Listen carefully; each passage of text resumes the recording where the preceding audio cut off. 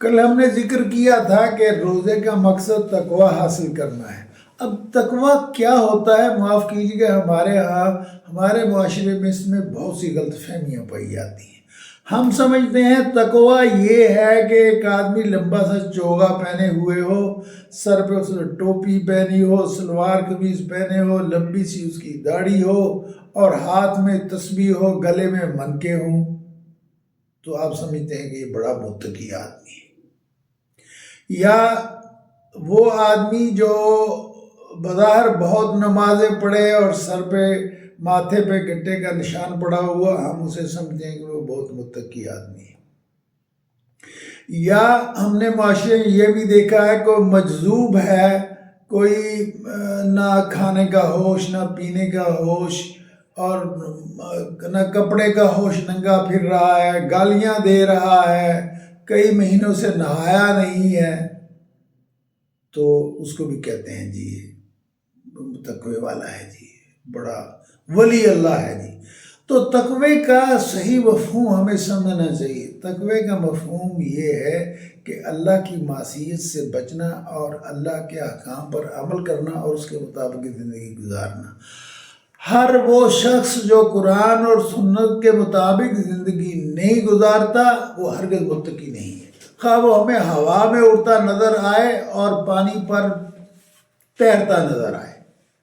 تقوی یہ ہے اللہ اور رسول کے حکموں کے مطابق زندگی گزارنا۔ جو یہ گزارتا ہے وہ متقی ہے۔ جو یہ زندگی نہیں گزارتا، پھر آپ کہیں گے اس کی دعا قبول ہوتی ہے، وہ ہوا میں اڑتا ہے، وہ دریا پہ چلتا ہے، یہ کوئی معیار نہیں ہے تقوی کا اور نیک ہونے کا۔ نیک ہونے کا، متقی ہونے کا معیار ایک ہی ہے قرآن اور سنت میں، اور وہ یہ ہے کہ اللہ اور اس کے رسول کے حکموں کے مطابق آپ زندگی گزاریں۔ جو آدمی فرض کیجئے نہاتا ہی نہیں ہے، جو صفائی پسند نہیں ہے، اور جو اور تقوی میں خیال کیجئے کہ عبادت بلا شبہ بہت اہم چیز ہے۔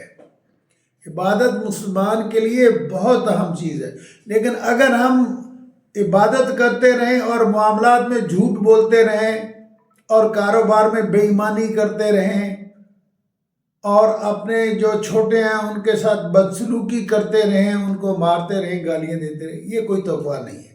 تو تقوی یہ ہے کہ زندگی کے سارے معاملات میں 4 زندگی کے شعبے ہیں: عقائد، عبادات، اخلاق اور معاملات۔ تو متقی وہ ہے جس کے اعتقادات صحیح ہوں، متقی وہ ہے جو عبادات کا حق ادا کرتا ہو، متقی وہ ہے جس کی اخلاق اچھی ہوں، متقی وہ ہے جو معاملات میں ٹھیک ہو۔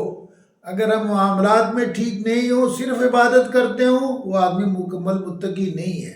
اگر ہم اخلاق اچھا نہیں ہے اور ہم صرف عبادت پہ زور دیتے رہتے ہیں، یہ بھی کافی نہیں ہے۔ تو دین کے سارے معاملات میں جو زندگی کے 4 بڑے شعبے ہیں، سب پر جو عمل کرے گا، عمل بھی اس طریقے سے کرے گا جس طرح اللہ اور رسول نے حکم دیا ہے، صرف وہ شخص متقی ہے، اور ہمیں صرف اسے ہی متقی سمجھنا چاہیے۔